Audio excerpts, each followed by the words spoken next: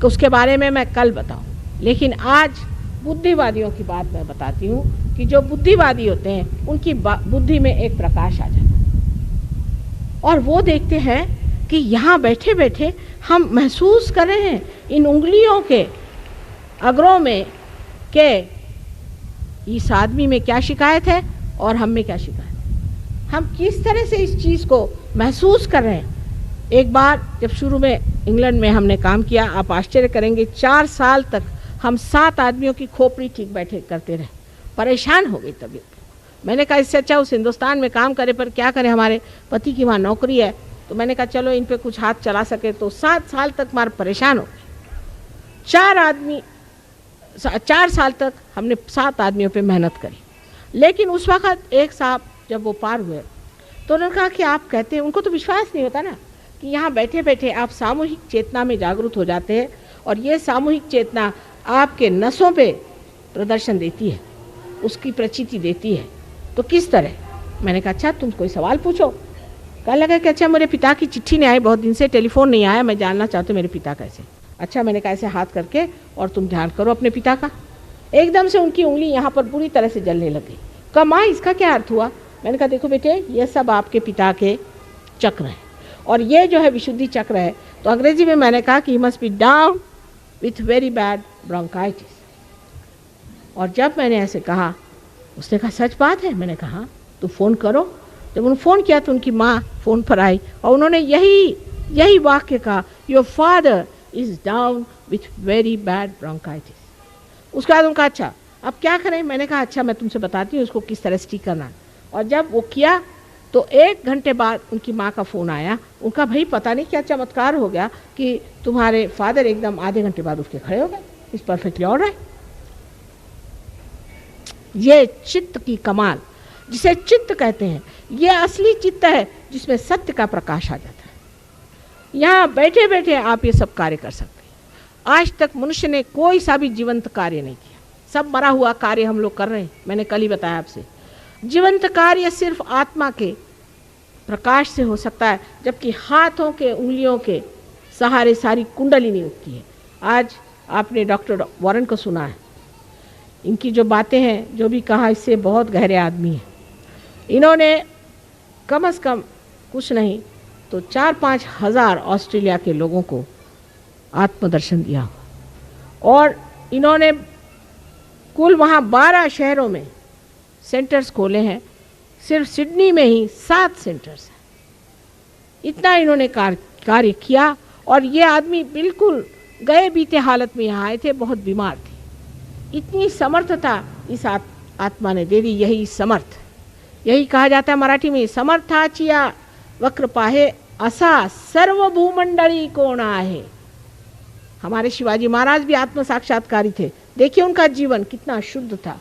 कर आप तुकाराम या ज्ञानेश्वर जी, नामदेव जी, गोरा कुंभार, किसी का भी जीवन देखें तो आप कहेंगे कि माँ इतने शुद्ध कैसे थे? क्योंकि आत्म साक्षात्कारी थे। आत्म साक्षात्कारी मनुष्य शुद्ध रहता है, अपने में समर्थ रहता है और किसी तरह से आशंकित नहीं रहता है। हर समय जानता है कि उसकी रक्षा परमात्मा करने वाले हैं। आपको परमात्मा के साम्राज्य में आना चाहिए। आजकल के ज़माने में ये बातें करना, लोग सोचते हैं ये निरी बेवकूफ़ी है, क्योंकि जो बेवकूफ़ होते हैं वो दूसरों को हमेशा इस तरह से समझते भी। लेकिन बात सही यह है कि जो हज़ारों वर्षों से अपने देश में कहा गया है कि आत्म साक्षात्कार को प्राप्त करिए, वो बात बिल्कुल सही है और वही बात आज मैं दोहरा रही हूँ। इन लोगों की बातों में आ करके, इन लोगों के झांसे में आ करके आप दूसरी बेवकूफ़ी कर रहे हैं। पहले इनके झांसे में आके देश को बेच डाला और अब इनके झांसे में आ करके आप अपनी जो पुरातन सबसे बड़ी चीज़, मूल्यवान चीज़ है, उसको भी खो देंगे। कुंडलिनी का जागरण करना कोई आज की बात नहीं है। मार्कंडेय को कहते हैं कि 14,000 वर्ष पहले उन्होंने कुंडलिनी का जागरण किया था।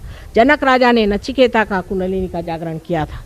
उस वक़्त 1 ही 2 लोगों का जागरण होता था, क्योंकि ज़िंदगी के इस वृक्ष पर 1 ही 2 फूल लगते थे। पर आज मैं कहती हूँ कि मौसम बहार का है, हज़ारों फूल तैयार है, जिसके लिए नल दमयंती आख्यान में लिखा हुआ है कि कल युग में ही ऐसा समय आएगा जहाँ पर कि हज़ारों लोग एक सर्वसामान्य घर गृहस्थी में रहने वाले आत्म साक्षात्कार को प्राप्त होंगे। नाड़ी ग्रंथ नाम का एक ग्रंथ भृगु मुनि ने न जाने कितने हजारों वर्ष पहले लिखा था, उसमें स्पष्टता लिखा हुआ है कि इस तरह का समय आने वाला है जब लोगों की सहज में कुंडलिनी जागृत हो जाएगी। लेकिन कुंडलिनी की बात हजारों वर्ष तक लोगों ने गुप्त रखी और कही नहीं। ज्ञानेश्वर जी ने अपने ज्ञानेश्वरी में 6ठे अध्याय में, जबकि उन्होंने गीता पे टीका लिखी, उनसे रहा नहीं गया, उन्होंने उस पर कुंडलिनी का वर्णन कर दिया। लेकिन बाद में सबको बताया गया कि वो 6ठा अध्याय पढ़ा न जाए, क्योंकि इनका पेट जो मारा जाएगा, जो परमात्मा के नाम पर पैसा कमा रहे हैं उनका पेट मारा जाएगा। तो उन्होंने कहा कि आप 6ठा अध्याय मत पढ़िए। 6ठा अध्याय पढ़ने से लोग जान लेते कि ज्ञानेश्वर जी ने दिंडी करने के लिए नहीं कहा था, कभी नहीं कहा था कि आप तंबाकू चढ़ा कर विट्ठल विट्ठल करके अपनी तंदुरुस्ती चौपटाए। उन्होंने कहा था कि ध्यान करके परमात्मा को प्राप्त हो। भक्ति का मार्ग ये नहीं कि जैसे कहा जाता है चित्रकूट के घाट पर भई संतन की भीड़, तुलसीदास तिलक जिसे तिलक करत रघुबीर, उसको भी तिलक लगा दिया, चल आगे चल। उनको नहीं पहचाना, हनुमान जी को नहीं पहचाना, क्या फायदा। ये एक जिसने आत्म साक्षात्कार को प्राप्त नहीं किया उसकी क्या दशा होती, ये तुलसीदास जी ने वर्णित किया हुआ। इसलिए आत्म साक्षात्कार होना बहुत आवश्यक है। आत्म साक्षात्कार करने के लिए कोई कोई ऐसे अजीब अजीब प्रश्न पूछते हैं कि आप ही क्यों करते हैं, भाई आप करो, मुझे तो बड़ी खुशी हो, आप आइए पधारिए, मैं आपको 10 हार पहनाऊँ, मुझे छुट्टी करिए। अगर आप कर सकते हैं तो क्या करें, क्योंकि मैं कर सकती हूँ इसलिए वो नाराज़ है। लेकिन अगर आप कर सकते हैं तो बड़ी अच्छी बात है, आप करिए ना। ये कोई काम आसान नहीं है, पहाड़ों जैसी कुंडलिनी उठाना आसान चीज़ नहीं है। लेकिन इसलिए कि कुछ कहना ही चाहिए तो लोग किसी तरह की बातें करते रहते हैं। इससे कोई हमारा क्या लाभ होने वाला है, हम तो सब प्राप्त हैं, हमारे पास तो सब कुछ है, लेकिन बांटे बगैर मज़ा भी नहीं आता। इसीलिए मैं कहती हूँ कि हम तो बड़े कैपिटलिस्ट हैं और हम बड़े भारी कम्युनिस्ट भी हैं, क्योंकि बांटे बगैर मज़ा नहीं आता है और सब दूर घूमते फिरते रहते हैं जंगलों में, गरीबों के पास, अमीरों के पास, सबके पास दौड़ते रहते हैं कि बाबा अपने आत्म साक्षात्कार को प्राप्त करो। एक माँ की इच्छा यही है कि जब तुम्हारा ही इतना बड़ा धन, तुम्हारे अंदर इतनी संपत्ति है, तो क्यों न उसे प्राप्त करें, उस संपत्ति को क्यों न प्राप्त करें, उस संपत्ति को हम क्यों न अपने अंदर पनपने दें और उसका उपयोग करें, उसकी शक्ति पर हम जागरूक हों। ये हमारा देश का धरोहर है, ये हमारा देश का धरोहर है। इसको जान लीजिए कि आपका और कोई धरोहर नहीं, और सबसे मूल्यवान धरोहर ये है। जिस दिन आप इसे प्राप्त करेंगे उस दिन सारा संसार आपके चरणों में लौटेगा। ये लोग जब आए थे परदेश से, आते साथ इस भारत भूमि की मिट्टी इन्होंने अपने सर में लगा ली। और जब ये तुकाराम के स्थल पर गए थे देहू में, और वहाँ जब ऊपर पहुँचे तो लोगों ने बताया कि माँ ये तो मिट्टी पे अपना सर रगड़ रहे थे। मैंने कहा क्यों? कहले माँ चैतन्य जो है ज़मीन के अंदर से फूट पड़ रहा था, चैतन्य हम देख रहे थे एकदम जैसे कि अंदर से फव्वारे निकल रहे थे। ये एक आत्म साक्षात्कारी ही देख सकता है, क्योंकि उसने सत्य को पाया है।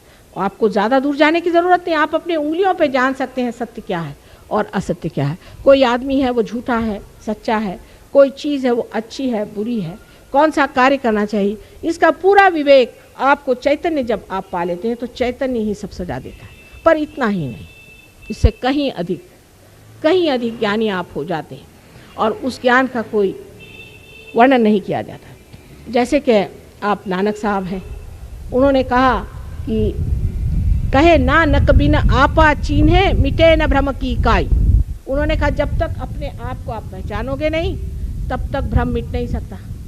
तो वो लोग अखंड पाठ करते हैं, अखंड पाठ 2.5 दिन का होता है, तो वो उंगली रखेंगे, भाई यहाँ ख़त्म हुआ, अब इससे दूसरे आके आदमी उस उंगली पर पकड़ के फिर वो अखंड पाठ पढ़ेंगे। 2.5 दिन के बाद थक थुका के सब सो जाएंगे, तीसरे दिन शराब पिएंगे। रट रहे हैं, बिना आपा खोजे मिटे न भ्रम की काई। रटने से क्या परमात्मा मिलेगा? वैसे कबीरदास जी ने एक खास बात कही है कि पढ़ी पढ़ी पंडित मूर्ख भय। जब मैं छोटी थी मैं सोचती थी कबीरदास जी ऐसा क्यों कह रहे हैं, ऐसे कैसे हो सकता। लेकिन पढ़ना और व्यक्तित्व में बहुत अंतर है।